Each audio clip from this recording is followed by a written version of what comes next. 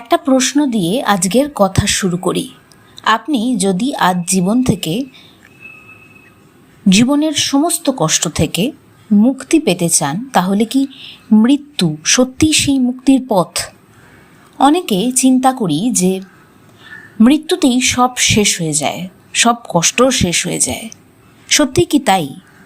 একবার খুব গভীরভাবে ভাবুন, যে মানুষটা দিনের পর দিন কষ্ট সহ্য করতে করতে ক্লান্ত হয়ে গেছে, যে মানুষটা রাতে বালিশে মুখ লুকিয়ে কাঁদে, যে মানুষটা মনে মনে বলে আর পারছি না, তার কাছে এই প্রশ্নটা হয়তো দর্শনের প্রশ্ন নয়, তার কাছে এটা জীবনের প্রশ্ন। হয়তো কেউ চাকরি হারিয়েছেন, কেউ ঋণের বোঝায় ডুবে আছেন, কারো সম্পর্ক ভেঙে গেছে, কেউ প্রিয় মানুষকে হারিয়ে ফেলেছেন, কেউ বছরের পর বছর অসুস্থতার সাথে লড়ছেন, কেউ নিজের পরিবারের মধ্যেই একা, আবার কেউ বাইরে থেকে হাসছেন অথচ ভেতরে ভেতরে প্রতিদিন একটু একটু করে ভেঙে পড়ছেন। আর তখন মন একটা মিথ্যে আশ্বাস দেয়, সব কিছু শেষ করে দিলে হয়তো আর কোনো কষ্ট থাকবে না। কিন্তু আজকের এই আলোচনা সেই অন্ধকার মুহূর্তের জন্য। আজ আমরা শুধু মৃত্যু নিয়ে কথা বলবো না, আমরা কথা বলবো কেন মানুষ মরতে চায়, কেন মানুষ বাঁচতে ভুলে যায়, প্রারব্ধ কি, আত্মার প্রকৃতি কি, আর কেন শাস্ত্র আমাদের মৃত্যুর দিকে নয়, ঈশ্বরের দিকে ফিরিয়ে নিয়ে যাওয়ার কথা বলছে। স্বামী নিগমানন্দ সরস্বতী পরমহংসদেবের একটি গভীর চিঠিতে একটি কঠিন অথচ খুব গুরুত্বপূর্ণ কথা উঠে এসেছে। মরিলে যদি জ্বালা জুড়াইত, তবে জ্ঞানী মাত্রেই আত্মহত্যা করিতেন। কথাটা প্রথমে খুব কঠিন মনে হতে পারে, কিন্তু একটু থামুন। এই কথার আসল উদ্দেশ্য আত্মহত্যাকে বিচার করা নয়, বরং সেই মুহূর্তের ভুল ধারণাটাকে ভেঙে দেওয়া। মরে গেলেই সব শেষ। কারণ মানুষ যখন অসহ্য কষ্টের মধ্যে থাকে, তখন তার মন ভবিষ্যৎ দেখতে পায় না, সে শুধু বর্তমানের যন্ত্রণা দেখতে পায়। আজকের ব্যথাটাই যেন অনন্তকাল চলবে বলে মনে হয়। কিন্তু আপনি কি কখনো লক্ষ্য করেছেন, জীবনের সবচেয়ে কঠিন রাতটাও একদিন সকাল হয়েছে? যে অপমান একসময় মনে হয়েছিল সারা জীবন আপনি ভুলতে পারবেন না, কয়েক বছর পরে হয়তো সেটাই আপনাকে শক্ত মানুষ বানিয়েছে। যে বিচ্ছেদে মনে হয়েছিল পৃথিবী শেষ হয়ে গেছে, একদিন বুঝছেন যে আপনার জীবন সেই মানুষটার সঙ্গে সঙ্গে শেষ হয়ে যায়নি। যে ব্যর্থতাকে একসময় আপনি অভিশাপ মনে করেছিলেন, সেটা আপনাকে অন্য দরজা খুলে দিয়েছে। তাহলে প্রশ্ন হলো, আজকের কষ্টকে দেখে আপনি কি আগামীকালের সম্পূর্ণ গল্প লিখে ফেলতে পারেন? না। আর এখানেই আধ্যাত্মিকতার দরজা খুলে যায়। সব কিছুর আগে কিছু ঘটনা আমাদেরকে একটু গভীরে গিয়ে বুঝতে হবে, মনে রাখতে হবে। শ্রী শ্রী রাম ঠাকুরের বেদবাণীর আলোকে আমরা বারবার একটা গভীর শিক্ষা দেখতে পেয়েছি। জীবনের কিছু ফল বা প্রারব্ধ ভোগ মানুষের ইচ্ছে মতো এড়ানো যায় না। তাই কষ্ট এলে ঈশ্বরকে প্রশ্ন করা নয়, বরং তার ওপর নির্ভর করে সেই পথ অতিক্রম করার শক্তি চাওয়া। স্বামী নিগমানন্দ পরমহংসও সেই কথাই অন্য ভাষায় বলেছেন, বিধাতা শৃঙ্খলা ভাঙিলে জ্বালা বাড়িবে বই কমিবে না। এখানে শৃঙ্খলা শব্দটা খুব গুরুত্বপূর্ণ। ধরুন একজন বন্দি জেলের ভেতরে আছে, সে ভাবল আমি জেলের দরজা ভেঙে পালিয়ে গেলেই মুক্ত হয়ে যাব। কিন্তু বাইরে বেরিয়ে সে যদি আরও বড় অপরাধ করে, তাহলে কি সত্যিই তার সমস্যা শেষ হবে?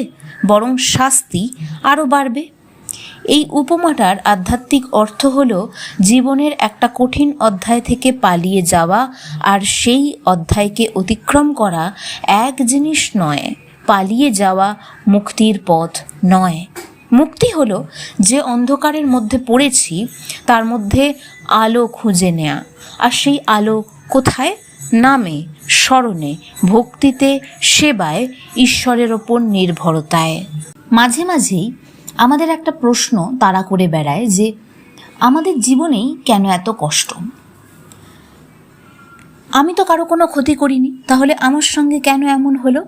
এই প্রশ্নের উত্তর সবসময় আমরা এই জীবনের ঘটনাগুলোর মধ্যে খুঁজে পাব না। কর্মের ধারণা আমাদের বলে জীবন শুধু আজকের দৃশ্য নয়, কর্মের একটা ধারাবাহিকতা আছে। প্রারব্ধ সেই ধারার এমন একটা অংশ যার ফল এই জীবনে ভোগ করতে হয়। কিন্তু এখানে একটা ভুল ধারণা তৈরি করা খুব সহজ। প্রারব্ধ আছে মানেই মানুষ অসহায়, এটা মনে করে নেওয়া আমাদের জীবনের সবচেয়ে বড় ভুল, কারণ এটা সত্য নয়। আপনি বৃষ্টি থামাতে পারবেন না, কিন্তু ছাতা নিতে পারবেন। আপনি ঝড় থামাতে পারবেন না, কিন্তু নৌকোকে সামলাতে পারবেন। আপনি সব ঘটনা নিয়ন্ত্রণ করতে পারবেন না, কিন্তু ঘটনার মধ্যে নিজের চেতনা কিভাবে রাখবেন সেটা সাধনার বিষয়। এই কারণেই গীতায় ভগবান শ্রীকৃষ্ণ অর্জুনকে যুদ্ধক্ষেত্র থেকে পালিয়ে যেতে বলেননি। তিনি বলেননি সব কিছু খুব কঠিন লাগছে তাই চলে যাও। তিনি বলেছেন কর্ম করো, কর্তব্য করো, কিন্তু ফলের প্রতি আসক্ত হয়ে নিজের শান্তিকে নষ্ট করে দিও না। এইটাই কর্মযোগ। আমরা আগের আলোচনায় যে বাণীটি দেখেছিলাম সেটা এখানেও এসে একেবারে মিলে যায় যে সংসার ভোগবিলাসের স্থান নয়, এটা কর্মক্ষেত্র। স্বামী নিগমানন্দ পরমহংসদেব এই কথা বলেছেন। এই একটি কথাকে যদি সত্যি আমরা জীবনে বসাতে পারি তাহলে কষ্টের অর্থ বদলে যায়। সংসারে আমরা এসেছি শুধু সুখ পাওয়ার জন্য, এই ধারণাটাই আমাদের ভুল, এবং এই ভুল ধারণাটা আমাদেরকে দুর্বল করে দেয়। কারণ সংসারে যদি সুখই একমাত্র উদ্দেশ্য হয় তাহলে দুঃখ এলেই আমরা ভেবে ফেলব যে আমাদের জীবন ব্যর্থ।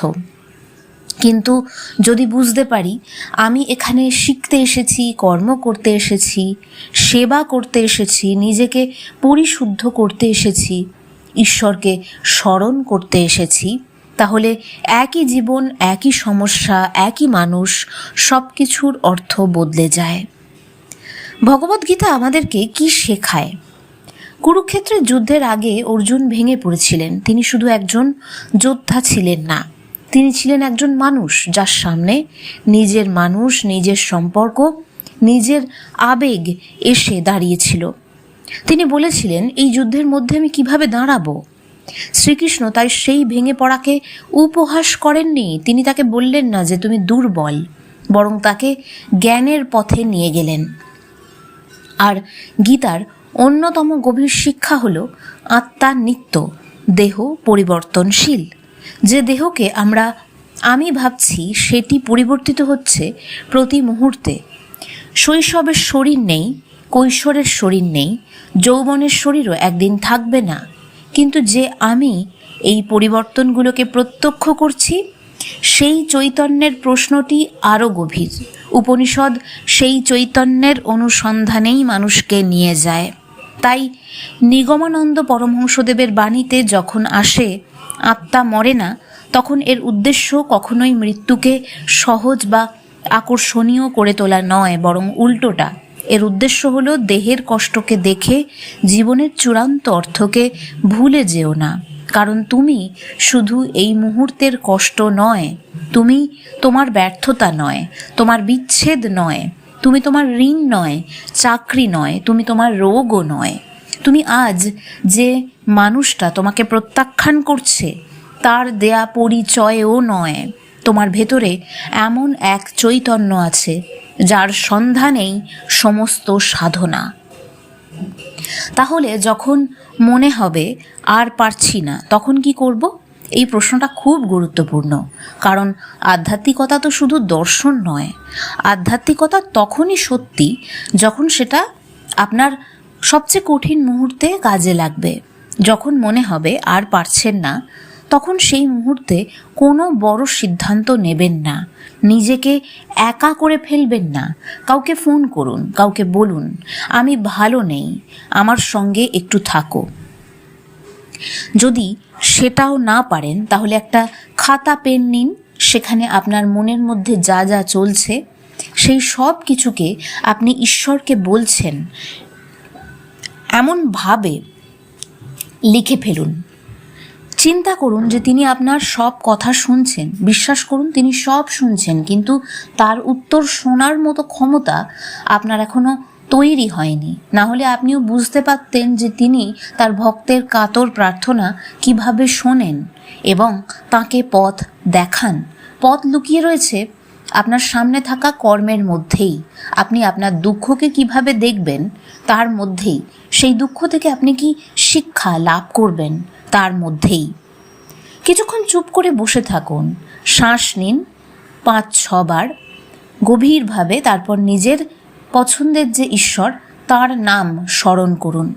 নামকে কোনো জাদু মন্ত্রের মতো ব্যবহার করবেন না যে এখনই আমার সমস্যা দূর করে দিতে হবে, বরং বলুন আমি জানি না এই পরিস্থিতির শেষ কোথায়, কিন্তু আমি একা এই পথ হাঁটছি না, আমি তোমাকে ডাকছি, আমি তোমার কাছে সব কিছু সমর্পণ করে দিচ্ছি, তুমি আমাকে আমার পরিস্থিতিকে সামলে দাও।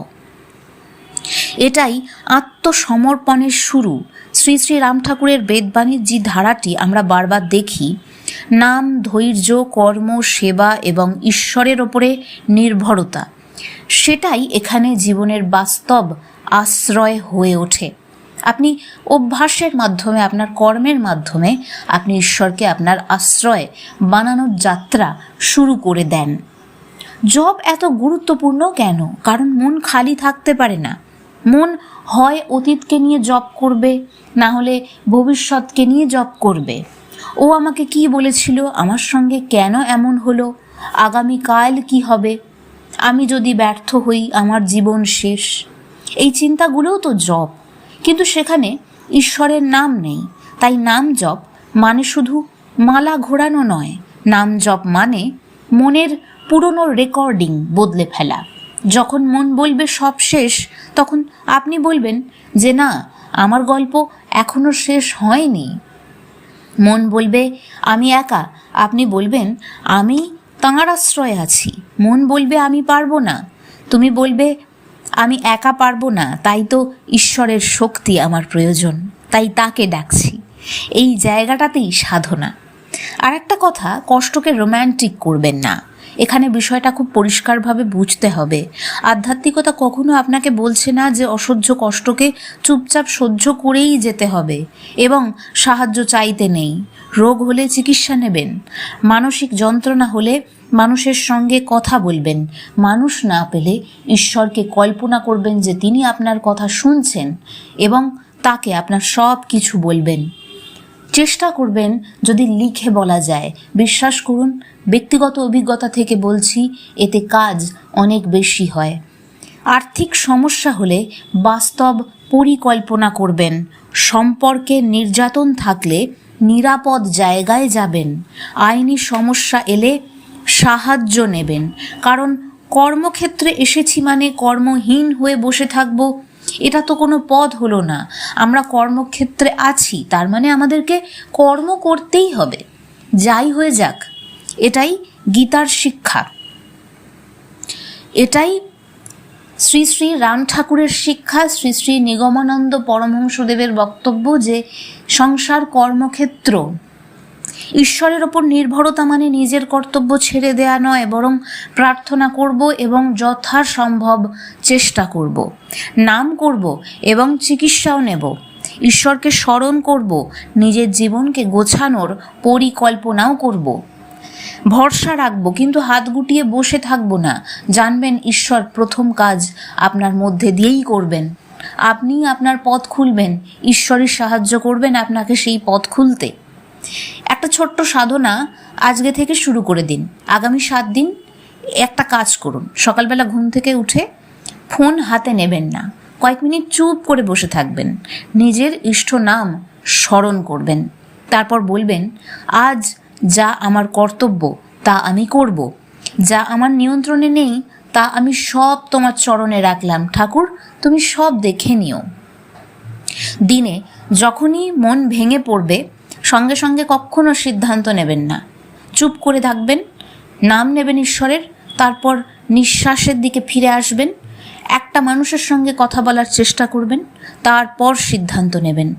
এই 4টে ধাপ মনে রাখুন, কারণ অস্থির মন থেকে নেওয়া সিদ্ধান্ত অনেক সময় জীবনের সবচেয়ে বড় ভুল হয়ে যায়। মনে করিয়ে দিই, কুরুক্ষেত্রের যুদ্ধে যখন শ্রীকৃষ্ণের মন অস্থির ছিল তখন কিন্তু তাকে শ্রীকৃষ্ণ সঙ্গে সঙ্গে যুদ্ধে ফেরাননি, তাকে জ্ঞানের কথা বলেছেন, তাকে বুঝিয়েছেন, তাকে সময় দিয়েছেন। অর্থাৎ সেই সময়টা দরকার সিচুয়েশনটা বুঝে নেওয়ার জন্য। জ্ঞান অর্জনের প্রয়োজনীয়তা সেখানেই রয়েছে। শেষ কথাটা মনে রাখবেন, আর যদি আপনার জীবন অন্ধকার হয় তার মানে এই নয় যে আপনার জীবনের আর কোনো সকাল নেই। আপনি ভেঙে পড়ছেন আজকে, তার মানে এই নয় যে আপনি চিরকাল এইভাবেই থাকবেন। আজ আপনি কাঁদছেন তার মানে এই নয় যে আপনার জীবনে আর হাসি আসবে না। আজ আপনি কাউকে হারিয়ে ফেলেছেন তার মানে এই নয় যে আপনার জীবনের অর্থ হারিয়ে গেছে। বাইরের কোনো ঘটনা, কোনো বিষয়ের সঙ্গে আপনার অস্তিত্ব জড়িয়ে নেই। আপনার জীবন একটা যে কোনো ঘটনার থেকে অনেক বড়। আপনার কষ্ট আপনার সম্পূর্ণ পরিচয় নয়, আপনার প্রারব্ধ আপনার সম্পূর্ণ সত্তা নয়, আর আপনার বর্তমান পরিস্থিতি আপনার ভবিষ্যতের শেষ বাক্য নয়। তাই নিগমানন্দ পরমহংসদেবের সেই কঠিন বাণীটিকে আমরা আজকে একটু অন্যভাবে বুঝি। দুঃখ কষ্টে পড়িয়া মরার সংকল্প হৃদয় স্থান দিও না। অর্থাৎ কষ্টকে তোমার জীবনের শেষ সিদ্ধান্ত নিতে দিও না, অন্ধকারকে তোমার ভবিষ্যৎ লিখতে দিও না। একটি খারাপ দিনকে পুরো জীবন বলে ভুল করো না, বরং যেখানে মন বলছে আমি আর পারছি না সেখানে একবার চোখ বন্ধ করে বলো, আমি একা পারছি না, তাই আমি তোমাকে ডাকছি, তোমার শক্তি আজ আমার খুব প্রয়োজন, তুমি আমাকে সাহায্য করো। তারপর নাম নাও একবার, আবার আবার। হয়তো তোমার পরিস্থিতি সঙ্গে সঙ্গে বদলাবে না, কিন্তু আস্তে আস্তে তুমি বদলাতে শুরু তো করবে এই কাজ শুরু করার মধ্যে দিয়ে। এবং তোমার বদলানোর শুরু হওয়ার মধ্যেই লুকিয়ে রয়েছে তোমার পরিস্থিতির বদলে যাওয়ার চাবিকাঠি। আর অনেক সময় ঈশ্বরের প্রথম উত্তর সমস্যা থেকে সরিয়ে দেয়া হয় না, সমস্যার মধ্যে দাঁড়িয়ে থাকার যে শক্তি সেটা তিনি আপনাকে দেন, এবং সেটাই আপনার সবচেয়ে বড় সলিউশন। সংসার থাকবে, সুখ থাকবে, দুঃখ থাকবে, মিলন থাকবে, বিরহ থাকবে, জন্ম মৃত্যু কর্ম প্রারব্ধ সব থাকবে, কিন্তু এই সমস্ত পরিবর্তনের মধ্যেও তুমি যেন সেই চিদানন্দময় চরণের দিক থেকে লক্ষ্যচ্যুত না হও। আজ যদি খুব কষ্ট হয় শুধু এটা মনে রাখো, আজ কোনো চূড়ান্ত সিদ্ধান্ত নেওয়ার দিন নয়, আজ শুধু বেঁচে থাকার দিন, স্তব্ধ হওয়ার দিন, স্তব্ধ হয়ে ঈশ্বরের সঙ্গে কথোপকথনের দিন। সামনে যদি কোনো মানুষ থাকে তার হাত শক্ত করে ধরার দিন। তাই শুধু আজ ঈশ্বরের নাম নিন, আর আগামীকাল হয়তো আপনার গল্পের সেই অধ্যায় শুরু হবে যেটা আজ আপনি দেখতে পাচ্ছেন না। নামে থাকুন, তার চরণে থাকুন। জয় গুরু।